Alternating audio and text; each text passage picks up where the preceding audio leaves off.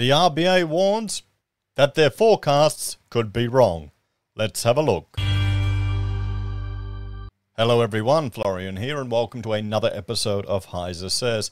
Let's check out this article from Mortgage Business because, well, for anyone who's a regular of the channel, you would have seen this good old chart here about RBA, the wage price index forecast. So they kind of missed the target a few times, and they manage our economy, everyone. Just remember that, okay?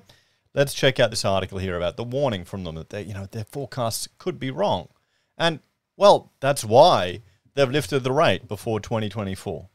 Because they make assumptions, and things can change the situation. So, I mean, that can happen.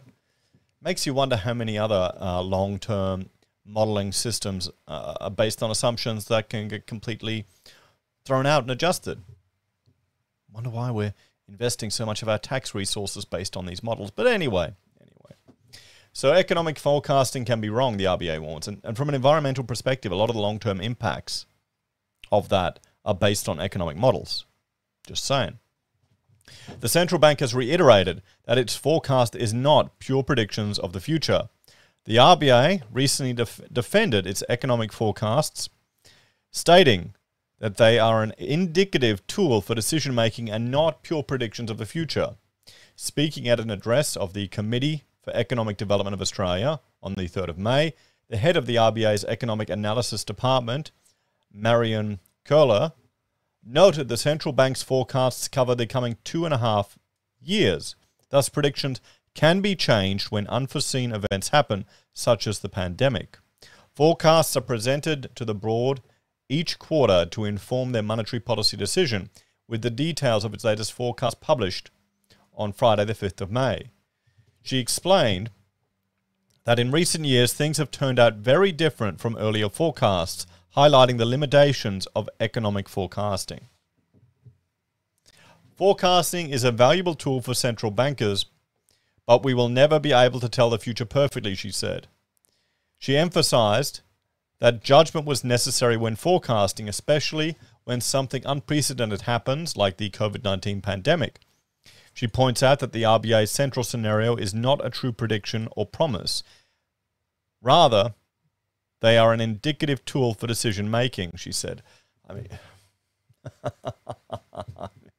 it's a get-out-of-jail-free card. You can do a forecast, you've done your job. If it's completely wrong, it doesn't matter. You still get paid.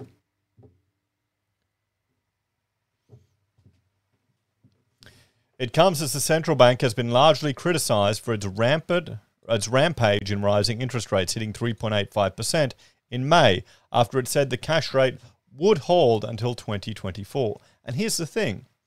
People made life-changing economic decisions based on that.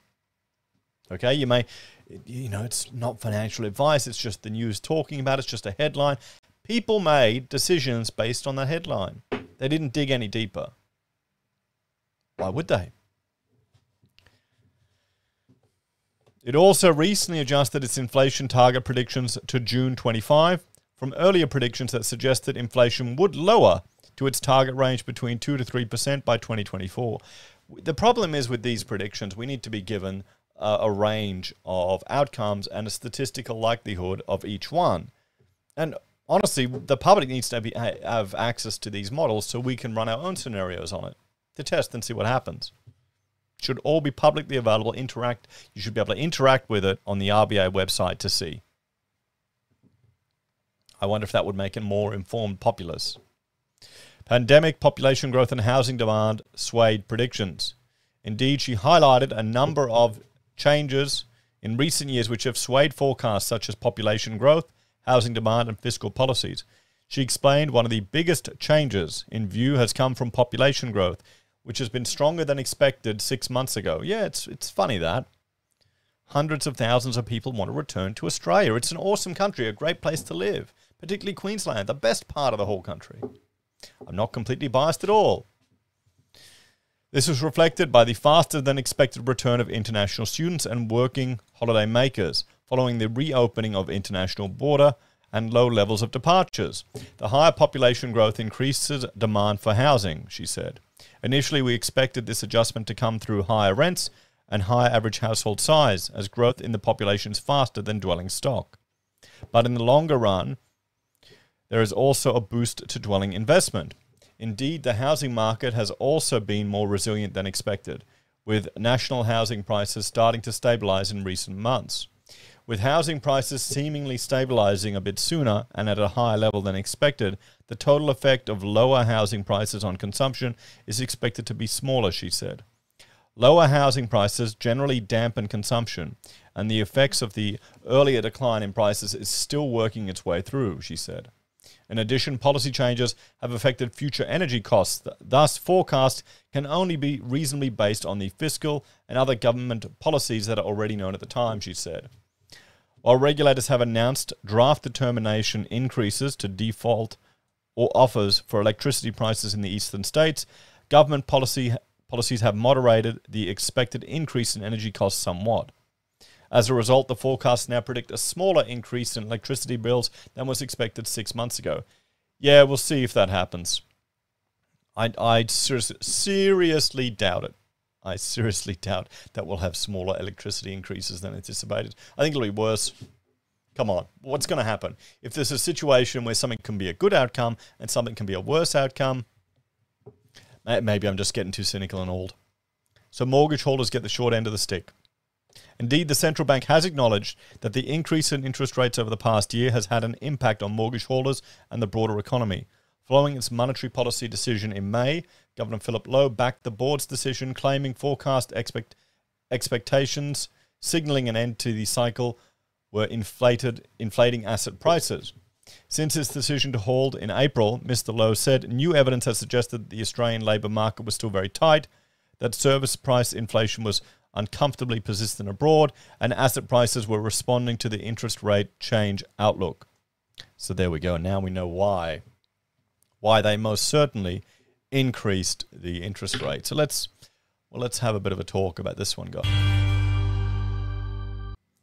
I mean, this is the reality of the situation. None of their forecasts are set in stone, but I would argue that the average Aussie has got no actual appreciation of that. They've got no appreciation of statistics, no understanding of probability, and they don't realize that these models can be completely inaccurate, and the further out your forecasts are, the less accurate your modeling is. We can just see the number of fanatical environmental zealots that seriously think the world is coming to an end and that more taxes and interventions by the government is the solution to it. They obviously don't have an understanding of the variability in the outcome of the modeling that's being used to put these arguments forward. It's just nuts. It's the Australian way, guys. I don't think it's going to get any better. Are you at all surprised? Let me know in the comments below. Thanks, everyone. Like, share, subscribe to the channel. Check out Heise BIM or Heise Does. And if you're a fan and enjoy the content I discuss here, you can support us on YouTube or Patreon, use our referral links, buy our pocket squares, or call us if you need an architect. Take care. Have a great day. I'll see you next time. Bye for now.